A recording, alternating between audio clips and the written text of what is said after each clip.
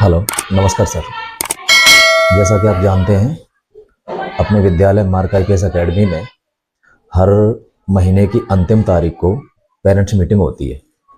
तो मैंने सोचा कि काफ़ी आप में से कई लोग बच्चे के भविष्य के लिए ही बाहर हैं। उनके खान पान की जिम्मेदारी, उनके पहनने की जिम्मेदारी, उनकी फ़ीस की जिम्मेदारी, घर की फाइनेंशियल की जिम्मेदारी के रिगार्डिंग आप में से कई अभिभावक बाहर रहते हैं और उनका विद्यालय में आना नहीं हो पाता है। इस बार की जो पेरेंट्स मीटिंग होगी वो 30 तारीख को होगी, 30 नवंबर को, क्योंकि 1 तारीख का संडे है। तो हमने सोचा आपसे जो गार्जियंस आ सकते हैं उनका बहुत बहुत स्वागत है, वेल एंड गुड, और जो नहीं आते हैं उनसे भी हम एक बार अपने विचार व्यक्त कर सकें। और यही एक माध्यम हमने बना लिया है आपसे जुड़ने का। और मैं आपसे एक रिक्वेस्ट भी करना चाहूँगा कि जहाँ पर भी आप अपना जो भी सुझाव देना चाहें, जो भी बात अपनी रखना चाहें, विद्यालय में अगर आने का आपके पास समय नहीं है तो आप हमें मैसेज के माध्यम से ये इसी नंबर पर भेज सकते हैं, क्योंकि ये अभी वीडियो आपके पास जाएगा तो आप अपना सुझाव हमें वहाँ पर लिख करके दे सकते हैं और हम उस पर अवश्य विचार करेंगे, जिससे क्या है विद्यालय के इम्प्रूवमेंट होने में आपकी बहुत हेल्प लगती है। हमने जब से विद्यालय खोला है कई अभिभावकों ने हमको समय समय पर सुझाव दिए हैं। जो अभिभावक हमसे पुराने जुड़े हुए हैं वो इस बात को जानते हैं कि उनके सुझाव हमारे लिए कितने कीमती होते हैं और विद्यालय के इम्प्रूवमेंट में उनका बहुत बड़ा योगदान रहा है। अगर मैं यहाँ पे किसी एक शख्स का नाम लूँगा तो ये ठीक नहीं रहेगा, क्योंकि जो जितने भी हमसे पुराने गार्जियन जुड़े हैं सब ने समय समय पर हमें अपना सहयोग दिया है, सुझाव के माध्यम से, सलाह के माध्यम से। जब जब मैं अपने रास्ते से भटका हूँ उन्होंने मुझे समय पर आकर के और ये बताया है कि सर यहाँ पर आप गलत कर रहे हैं। और आज मुझे लगता है कि मैंने अगर उनकी सलाह मानी है तो आज मैं एक बहुत ही अच्छी पोजीशन पे विद्यालय को लेकर के पहुंचा हूँ। ये सब आप ही के सहयोग से संभव हुआ है। अब मैं आपसे कुछ अपने बारे में भी बातें करना चाहता हूँ और कुछ विद्यालय के बारे में बातें करना चाहता हूँ। मैंने एक विचार किया है, आप में से कई लोग बहुत सारा काम करते हैं, इसको अगर हम एक घरेलू पर्पस से सोच करके देखें तो आप हमें एक बात बताइए कि क्या ऐसी कोई चीज़ है, जैसे मान लीजिए घर पे कोई खाने का सामान है, तो क्या ऐसी कोई सब्जी है जिसे हम किसी दूसरे बच्चे को खिलाना चाहते हैं लेकिन अपने बच्चे को नहीं खिलाना चाहते? ऐसा कोई कारण है कि अगर हमको ये जिम्मेदारी दी गई है कि हमें ये सब्जी बनानी है और हमें पता है वो सब्जी कैसी बन रही है, लेकिन हम उसको खुद नहीं खाना चाहते और सबको खिलाना चाहते हैं? इसका मायने ये है कि आपको ऐसा लगता है कि विद्यालय में जो बच्चे पढ़ रहे हैं हम सिर्फ वो एजुकेशन उन्हीं बच्चों को लिए देना चाहते हैं और अपने बच्चों के लिए वो एजुकेशन नहीं देना चाहते? क्या ये सफिशिएंट है? हम ये चाहते हैं कि जो एजुकेशन आपके बच्चों को मिल रही है वही एजुकेशन हम अपने बच्चों को दें। क्या ये पॉसिबल है? क्या ये सही हो रहा है या नहीं हो रहा है? इसके बारे में कृपया आप अपना मैं सुझाव जरूर दें, क्योंकि हम ये चाहते हैं क्योंकि जो एजुकेशन हमारे बच्चे भविष्य में यहाँ से निकलने के बाद जो एजुकेशन हमारे बच्चे भविष्य में प्राप्त करें वही आपके बच्चे भी प्राप्त करें। कुछ चीज़ें ऐसी होती, फाइनेंशियल स्थितियाँ ऐसी आ जाती हैं कि वो हर गार्जियंस उसको बहन नहीं कर सकता, अवेयर नहीं कर सकता, लेकिन जो लोग कर सकते हैं उनके लिए क्या यह विद्यालय वाकई में उचित माध्यम है या नहीं है, इसके लिए आप हमें ज़रूर एक बार के लिए बताएं, जिससे हम और इम्प्रूवमेंट कर सकें। दूसरी बात यह है कि आपने कभी ये विचार किया है कि आप जिस विद्यालय में अपने बच्चे को भेज रहे हैं, क्या आपके बच्चों का भविष्य उस विद्यालय में सुरक्षित हाथों में है?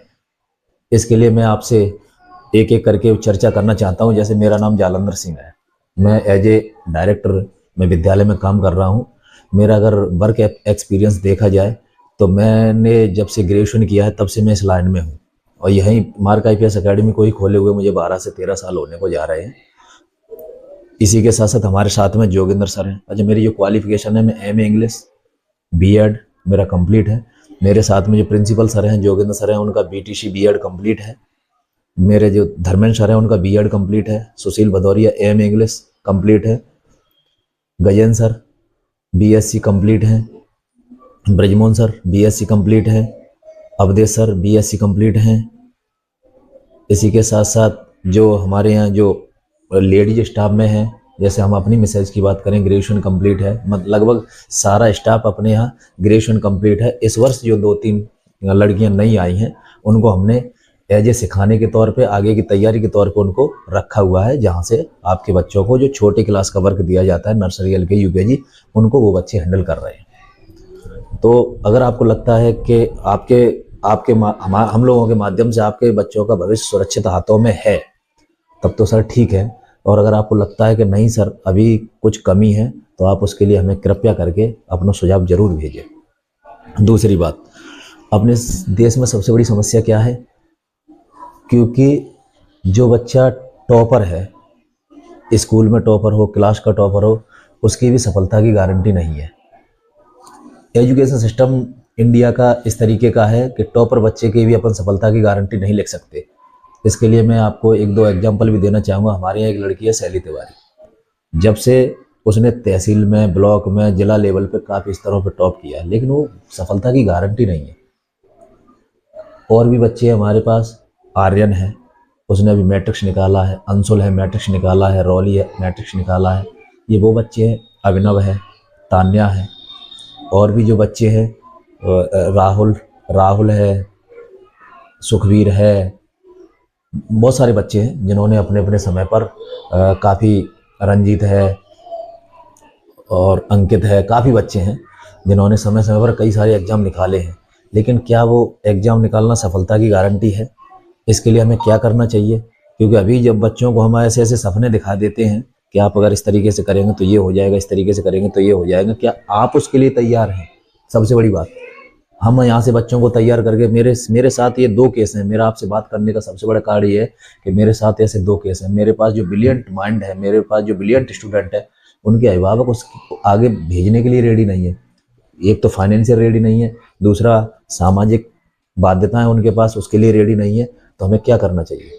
अगर हम यहाँ से बच्चों को पूरे तरीके से तैयार करके भेजते हैं, तो आपके पास क्या प्लानिंग है उसके लिए भी हमें बताइए। आप अपने बच्चे के अलग से पर्टिकुलर बताइए हमको, सर हमें अपने बच्चे को यहाँ पे ले जाना है, आप हमारे बच्चे को यहाँ से यहाँ तक की तैयारी के लिए क्या माध्यम रहेगा, कैसे होगा, वो हमारे बच्चे का कंप्लीट कराइए। हम फिर उस विषय पर पर्टिकुलर काम करें। आप समझते हैं इस देश में परीक्षाओं की भीड़ क्यों है? अभी जैसे मेरा टीचिंग का मुझे आता है, अगर मुझे ये बोल दिया जाए कि आप टीचिंग नहीं करेंगे, आप कुछ और करेंगे, तो मैं उसको कर पाऊंगा? यहाँ सिस्टम क्या है, टीचिंग वाले को डॉक्टरी का, डॉक्टरी वाले को खेती का, खेती वाले को बीज का, बीज वाले को किसी और का, किसी को ट्रांसपोर्ट का, इस तरीके के डिपार्टमेंट मिल जाते हैं। तो जैसे बड़ी बड़ी एग्जाम है उनमें ये भीड़ बढ़ जाती है। अगर मुझे टीचिंग का, मुझे पहले बता दिया जाए, आपको मुझे केवल ये बता दिया जाए, मेरा अगर पास होता मैं टीचिंग लाइन में जाऊँ, मुझे टीचिंग में जाना है, तो ये सारी व्यवस्थाएं व्यवस्थित रूप से चलने लगे। तो मेरा आपसे एक रिक्वेस्ट ये भी है कि आप मुझे बताएंगे कि आपके बच्चे को पर्टिकुलर किस फील्ड में जाना है, लेकिन बताने से पहले आप अपने बच्चे से ज़रूर एक बार पूछिएगा। जो बड़े बच्चे हैं उनके लिए मैं स्पेशली बोल रहा हूँ आपसे, क्योंकि सबसे बड़ी समस्या ये है कि बच्चों से हम बिना पूछे ही अपनी एक्सपेक्टेशन को उनके ऊपर थोपते हैं, जो ठीक नहीं है। क्या मेरा बच्चा उस चीज़ को उठाने के लिए तैयार है? और अगर उसमें जरा सी भी क्षमता है उठाने के लिए, तो हम आपको इस बात के लिए श्योर करते हैं कि उस आपकी एक्सपेक्टेशन को पूरा करने में हम अपनी तरफ से पूरी जिम्मेदारी उठाएंगे।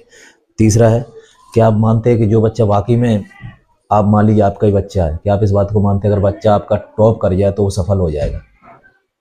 नहीं है ऐसा इसीलिए नहीं है क्योंकि यहाँ पे बहुत सारे टॉपर हैं, बहुत सारे बच्चे हर फील्ड में। जो स्कूल के टॉपर है, आज हमारे विद्यालय में एक टॉपर होगा, किसी दूसरे विद्यालय में कोई बच्चा पढ़ रहा है वो वहाँ पे टॉपर होगा, कोई पूरे बोर्ड में टॉप आएगा, कोई और आगे टॉप आएगा, लेकिन टॉप यहाँ पे सफलता की गारंटी नहीं है।